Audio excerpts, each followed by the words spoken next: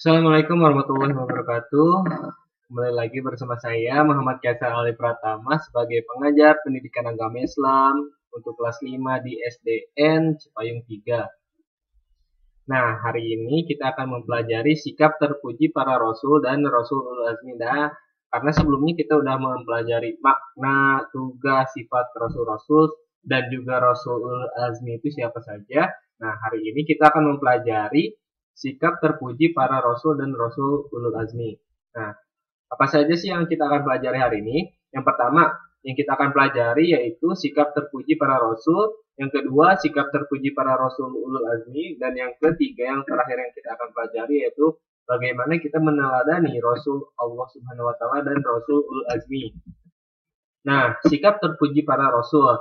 Terpuji itu berasal dari kata bahasa Arabnya itu mahmudah, yang mana artinya sikap yang baik sesuai aturan agama Islam. Misalnya, contoh sikap terpuji itu apa? Jujur, al-amanah, pemaaf, al-afu, tekun, al-khusyu, malu kalau diri sendiri tercela, al-hayau, bersih, an-nazofah, pemurah, as-safo, sabar, berasal dari bahasa Arab as-sabru, dan seterusnya. Banyak sekali sikap terpuji yang kita bisa teladani dari para rasul. Nah, sikap terpuji para rasul itu dapat dibagi menjadi dua. Sikap terpuji kepada Allah, sikap sebagai pencipta alam semesta, dan sikap terpuji kepada sesama manusia dan alam sekitar. Jadi, sikap terpuji para rasul itu dibagi menjadi dua. Yang pertama, sikap terpuji kepada Allah Subhanahu wa taala, berarti beribadah kepada Allah Subhanahu wa taala, dan yang kedua itu sikap terpuji kepada manusia, sesama manusia.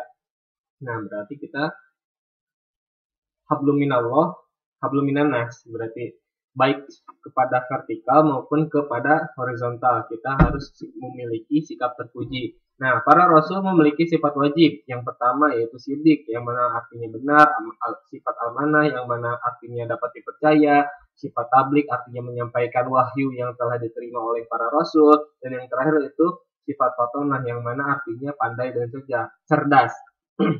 Selain itu, ada sifat dan sikap yang mereka pegang teguh, yaitu menyembah hanya kepada Allah Subhanahu wa taala, taat dan patuh kepada Allah Subhanahu wa taala. Nah, ini salah satu sikap terpuji kepada Allah Subhanahu wa taala, sikap terpuji Rasul kepada Allah Subhanahu wa taala. Nah, para nabi dan rasul itu terpelihara dari segala macam dosa, baik dosa kecil apalagi dosa besar. Berarti para nabi dan rasul itu maksum. Maksum itu artinya apa? Maksum itu terjaga dari dosa.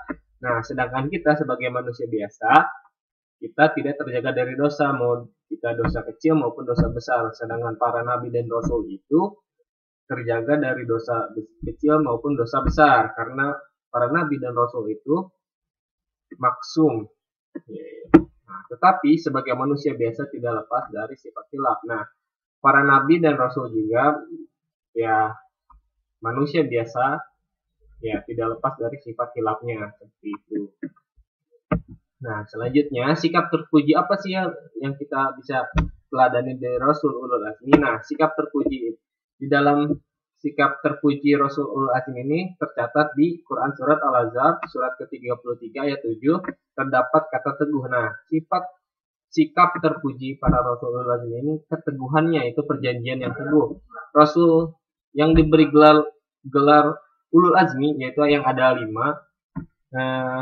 Nabi Nuh, Nabi Ibrahim, Nabi Musa, Nabi Isa, dan yang terakhir Nabi Muhammad itu kenapa sih yang berlima itu mereka yang paling banyak mendapat tantangan, paling banyak penderitaannya, akan tetapi mereka tetap teguh, sabar dan terus berjuang menyampaikan pesan Allah Subhanahu wa taala kepada umat manusia. Nah, sikap terpuji yang dimiliki para Rasulullah ini adalah teguh. Teguh itu apa? Bertahan, yang seperti kemarin sudah dijelaskan bahwasanya keteguhan, terus menepati janji-janjinya, seperti itu. Nah, ini salah satunya Al-Ahzab surat ke-53 ayat 7, yaitu kita baca bersama-sama. A'udzu billahi minasyaitonir rajim. Bismillahirrahmanirrahim.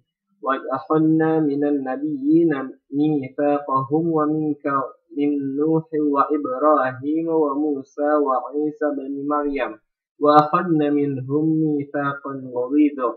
Nah, dan ingatlah, artinya ketika kami mengambil perjanjian dari para nabi dan dari engkau Muhammad dan dari Nuh, Ibrahim, Musa, dan Isa putra Maria, dan kami telah mengambil dari mereka perjanjian yang teguh.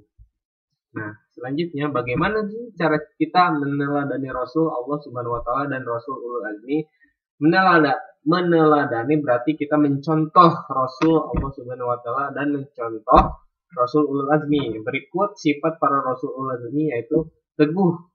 Nah, sifat-sifat yang kita bisa pelajari sebagai murid ataupun sebagai guru yaitu teguh dan sabar dalam belajar, teguh dan sabar dalam beribadah, teguh dan sabar dalam mengerjakan tugas-tugas sekolah, teguh dan sabar dalam mematuhi orang tua, teguh dan sabar dalam pergaulan di lingkungan kita, bersabar misalkan jika ada anak-anak yang nakal ataupun sebagainya, itu kita teguh dan sabar dalam menghadapi mereka, dan teguh dan sabar dalam mematuhi peraturan di rumah, peraturan di sekolah, maupun peraturan di lingkungan adik-adik masing-masing, dan seterusnya. Berarti yang kita bisa teladani yaitu teguh dan sabar.